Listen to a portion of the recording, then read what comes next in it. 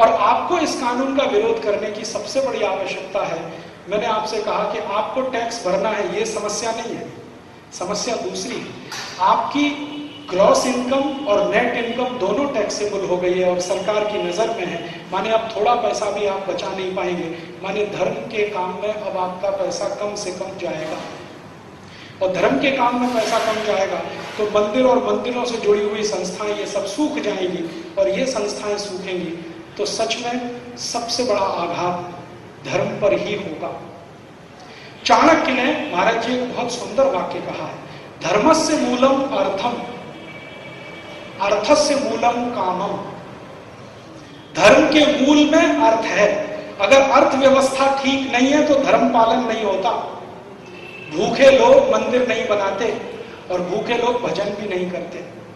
पेट भरा हुआ होना चाहिए, समृद्धि होनी चाहिए, तब मंदिर बनते हैं, तब मठ बनते हैं, संस्थाएं बनती हैं, धार्मिक काम होते हैं। तो अर्थ जितना मजबूत होगा धर्म उतना फैलेगा, अर्थ जितना कमजोर होगा धर्म उतना कमजोर होगा। भारत जब जब आर्थिक रूप से मजबूत था तो भारत की धर्म ध्वजा पूरी दुनिया में फैलती थी। भारत सोने की चिड़िया जब था तो भारत का धर्म दुनिया के 50 देशों में गया, बौद्ध धर्म गया, जैन धर्म गया, सनातन धर्म गया। और जब भारत आर्थिक रूप से कमजोर होने लगा तो भारत का धर्म भारत में सिमट गया और विदेशी धर्म भारत में घुस गया। ये इस्लाम भारत में आया वही समय जब भारत आर्थिक रूप से कमजोर हुआ। ईसाइयत उस समय आई भारत में जब भारत और ज्यादा कमजोर हुआ। आपका धर्म तो सिमट गया, विदेशी धर्म आप पर हावी हो गया और धीरे धीरे धीरे धीरे हावी होता चला जा रहा है। और वो जो हावी होता चला जा रहा है अब आगे और हावी होने वाला है। एक स्लाइड में आपको और दिखाता हूं। मैं जो आपसे कहा ना international organisations are VAT free, वो प्रोविजन में आपको दिखाना चाहता हूं। ये नेक्स्ट एग्जेम्पशन, एग्जेम्पशन में क्या है, शुरू में तो दिया है sale by a unit in SEZ, special economic zone. सरकार ने हर राज्य में कुछ स्पेशल इकोनॉमिक जोन बनाए, अगर उसमें आपकी यूनिट है और वो कुछ भी बिक्री करती है तो वो वैट फ्री। देखिए next last, specified diplomatic authorities and international organisation. Diplomatic authorities क्या होती हैं? पाकिस्तान का हाई कमिश्नर, अमेरिका का एम्बेसी, ये सब डिप्लोमेटिक अथॉरिटीज है। ये सभी कुछ भी करेंगे तो वैट फ्री है, वो ठीक है, क्योंकि हम भी उनके देश में कुछ करें तो वैट फ्री है। लेकिन जो खतरनाक है वो ये एंड इंटरनेशनल ऑर्गेनाइजेशन, ये कोई देश में वैट फ्री नहीं है, हमारे यहाँ। और इंटरनेशनल ऑर्गेनाइजेशन, ये दो शब्दों को डाल देने से बहुत बड़ा काम हो गया। मैंने आपको थोड़ी देर पहले कहा कि सभी चर्च भारत में इंटरनेशनल ऑर्गेनाइजेशन है, माने चर्च की सारी एक्टिविटीज वैट फ्री होगी। वैट फ्री होगी माने चर्च के किसी भी डॉक्यूमेंट पर कोई वैट कमिश्नर कुछ नहीं कर सकेगा। चर्च कुछ भी करे, 18,000 करोड़ मंगाया और भारत के लोगों को ईसाई बनाने के लिए बांट दिया उन्होंने। कमिश्नर को मालूम है, आपको भी मालूम है, आप शिकायत करें, मैं शिकायत करूं, कुछ नहीं होगा क्योंकि वो वैट फ्री। इंटरनेशनल ऑर्गेनाइजेशन का जितना भी इनकम है वो भी नेट इनकम का जो टैक्स है वो भी फ्री है। जैसे मैं आपको बताऊं ना, American embassy, American embassy Bharat में महाराज जी सबसे बड़ा प्रॉफिट मेकिंग इंस्टीट्यूशन है, सबसे बड़ा प्रॉफिट मेकिंग इंस्टीट्यूशन। कारण क्या है? लाखों वीजा एप्लीकेशन हर साल वहां आते हैं और 90% उसमें रिजेक्ट होते हैं। रिजेक्शन के बाद वो फीस वापस नहीं करते। आपने जो वीजा एप्लीकेशन फीस भरा है वो कभी वापस नहीं करते। मैंने पिछले साल महाराज जी हिसाब जोड़ा था, जितने एप्लीकेशन भारतवासियों ने अमेरिका में वीजा के लिए दिए उन पर जितना फीस उन्होंने दिया 2000 करोड़ रुपए लास्ट ईयर, और 2000 करोड़ रुपए टोटल टैक्स फ्री इनकम है अमेरिकन एम्बेसी की। अमेरिका की कोई कंपनी से भी ज्यादा नेट इनकम अमेरिकन एम्बेसी करती है इस देश को, क्योंकि हिंदुस्तान में सबसे ज्यादा पागलपन है अमेरिका जाने के लिए। और अमेरिकन एम्बेसी हर साल 2 साल में फीस बढ़ाती जाती है, हर साल 2 साल में फीस बढ़ाती जाती है, हर साल 2 साल में फीस बढ़ाती है। और जो भी फीस लेते हैं डॉलर्स में लेते हैं, रुपए में स्वीकार नहीं करते। तो आपकी बेशकीमती विदेशी मुद्रा एप्लीकेशन फीस करने में ही हजारों करोड़ रुपए नाश होती है हर साल। तो वो पूरी एक्टिविटी इनकम टैक्स फ्री है। अब उसी से जुड़ी हुई कोई भी दूसरी एक्टिविटी वैट फ्री है, माने उनकी ग्रॉस इनकम भी टैक्स फ्री है, नेट इनकम भी टैक्स फ्री है।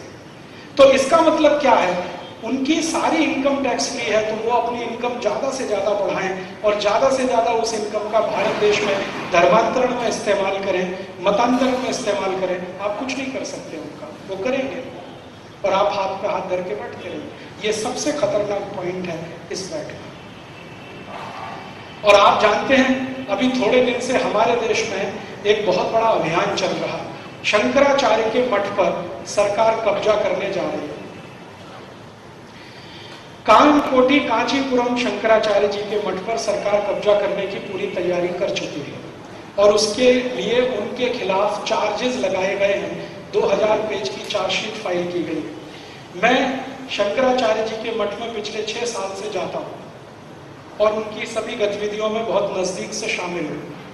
शंकराचार्य जी का जो मठ है कामकोटी कांचीपुरम, इस मठ को हर साल 5000 करोड़ रुपए डोनेशन आता है। 5000 करोड़ रुपए डोनेशन आता है। शंकराचार्य जी को एक बार मैंने पूछा, ये डोनेशन का मैक्सिमम इस्तेमाल कहाँ होता है? तो उन्होंने कहा सबसे ज्यादा मैं इसका पैसे का खर्चा करता हूं उन गांव में जहां पर गरीब हिंदू ईसाई बन गए।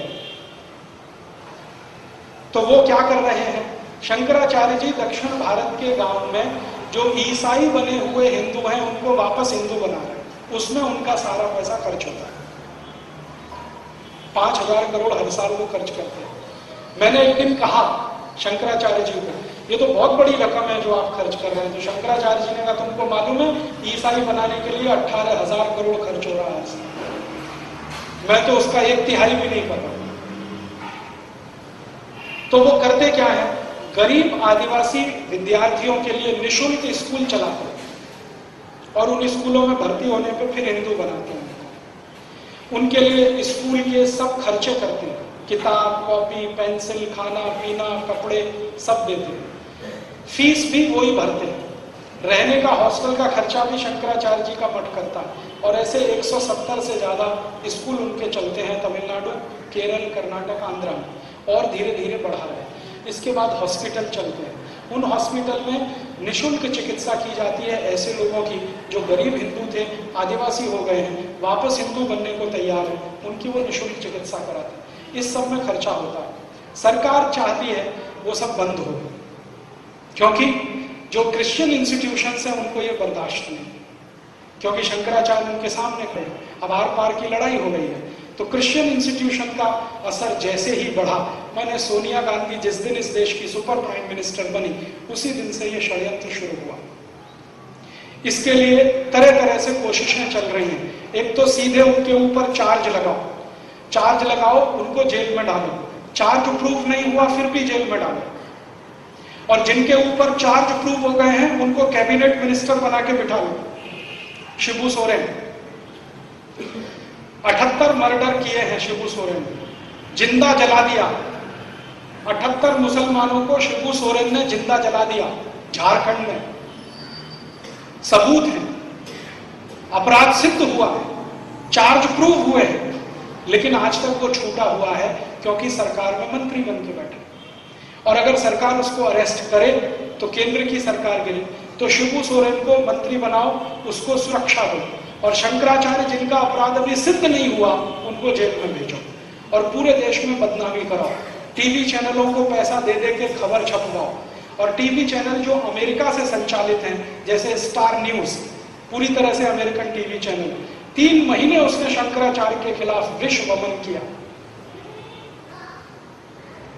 सत्य उसके विपरीत है। शंकराचार्य के ऊपर एक भी आरोप सिद्ध नहीं होगा जब सुप्रीम कोर्ट में मामला जाएगा। सुप्रीम कोर्ट ने भी ऑर्डर दिया है कि तमिलनाडु में कोई निष्पक्ष न्याय नहीं मिलेगा, इसलिए सारे मामले कर्नाटक में ट्रांसफर किए जाएं। उसी दिन जयललिता परेशान हो गई क्योंकि उसे मालूम है दूसरी किसी अदालत में सिद्ध नहीं होगा। एक दिन सुप्रीम कोर्ट में शंकराचार्य जी का बेल एप्लीकेशन गया, उसी दिन स्वीकार हो गया। और हाई कोर्ट ने बेल एप्लीकेशन स्वीकार नहीं किया क्योंकि हाई कोर्ट जयललिता के कंट्रोल में है। जयललिता सोनिया गांधी के कंट्रोल में है, सोनिया गांधी चर्च के कंट्रोल में है। और आप याद रखिए इस बात को, कभी भूलिए मत, अभी थोड़े दिन पहले पोप मर गया, पोप जॉन पॉल। हमारे देश में 3 दिन का राष्ट्रीय अवकाश हो गया। पोप मर गया, ठीक है, मर गया तो क्या करें उसका, हमसे क्या लेना देना उसका। वेटिकन सिटी 3 दिन का करे या 30 दिन का, हमें उससे क्या लेना देना। अमेरिका करे, यूरोप करे, क्या। हिंदुस्तान में 3 दिन का राष्ट्रीय अवकाश, पोप मर गया, जैसे हमारा कोई बहुत बड़ा धर्मगुरु मर गया। सुनील दत्त मरा तो 1 दिन का राष्ट्रीय अवकाश, पोप मर गया तो 3 दिन का राष्ट्रीय। और भारत का कोई भी बड़ा धर्मगुरु मरे तो किसी भी दिन का अवकाश नहीं। और उससे भी ज्यादा खराब बात है, पोप जो मर गया ना, हमारे देश में देखिए क्रिश्चियन इंस्टीट्यूशंस कैसे काम करते हैं। पोप ने मदर टेरेसा को संत की उपाधि दिया। आपको मालूम आधार क्या है? आधार यह है कि मदर टेरेसा ने एक बार किसी महिला के शरीर पर हाथ रखा और उस महिला का गर्भाशय का कैंसर ठीक हो गया। मदर टेरेसा में चमत्कारिक शक्ति है, इसलिए वो संत होने के लायक है। ठीक है, अभी ये साइंटिफिक है, ये साइंटिफिक है कि उन्होंने किसी के कंधे पे हाथ रखा और उसका गर्भाशय का कैंसर ठीक हो गया, इसलिए मदर टेरेसा संत होने के लायक है। ये 100% सुपरस्टिशन है, अंधविश्वास है। लेकिन भारत सरकार ने इसके खिलाफ कुछ नहीं किया। ठीक है, अब भारत के कोई साधु संत अगर इस तरह का काम करें तो वो जेल के अंदर, क्योंकि वो अंधविश्वास फैला रहे हैं। कानून ऐसे बनाए जा रहे हैं आपके देश में, कोई क्रिश्चियन करे तो साइंटिफिक है, हिंदू करे वही काम को तो अनसाइंटिफिक हो गया। और महाराष्ट्र में एक संस्था बनाई गई है, अंधश्रद्धा निर्मूलन समिति, वो यही धंधे में लगी रहती है। क्रिश्चियन लोग कुछ भी करें उसको दिखाई नहीं देता, मुसलमान कुछ भी करे दिखाई नहीं देता, हिंदू कुछ भी करे उसके पीछे हाथ धोके पड़े रहते हैं। अंधश्रद्धा निर्मूलन समिति बनी। मेरे बहुत सारे दोस्त हैं जो उसमें काम करते हैं, मेरा उनका यही झगड़ा रहता है कि तुमको अंधश्रद्धा हिंदुओं में दिखाई देती है, ईसाइयों में नहीं दिखाई देती। मदर टेरेसा से ज्यादा अंधविश्वासी कौन होगा जो किसी के हाथ रख दे कंधे पर और कैंसर ठीक कर दे? अगर ऐसा होने लगे तो मदर टेरेसा ने पोप जॉन पॉल पे हाथ क्यों नहीं रखा? उनको तो पार्किंसन डिसीज था 20 साल से। पोप जॉन पॉल को तो पार्किंसन था ना 20 साल से। मदर टेरेसा ने क्यों नहीं हाथ रख दिया? पोप जॉन पॉल क्यों नहीं ठीक हो गए? अभी थोड़े दिन पहले एक बेनी हिन नाम का हिंदुस्तान में ईसाई पादरी आया, बेनी हिन। उसका बेंगलोर में बहुत बड़ा फंक्शन हुआ।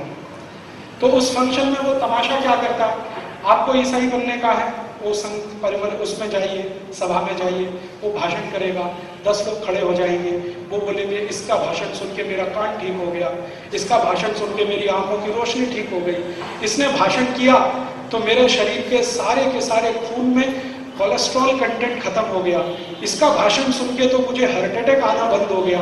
ये बेनी हिन तमाशा करता है।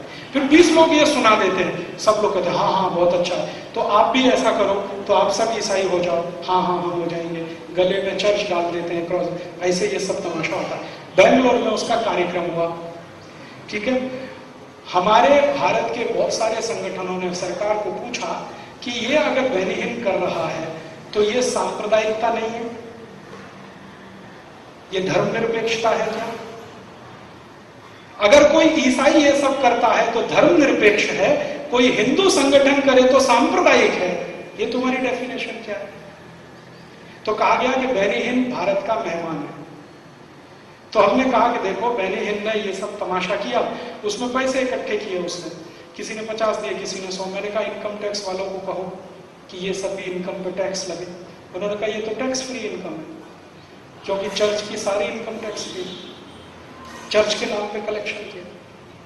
अभी अगले साल फिर बेनी हिन आएगा, कुछ भी करेगा, अपने नाम से हिंदुस्तान में कोई धंधा भी करेगा तो वैट नहीं देना है और इनकम टैक्स भी नहीं देना है, क्योंकि वो इंटरनेशनल ऑर्गेनाइजेशन।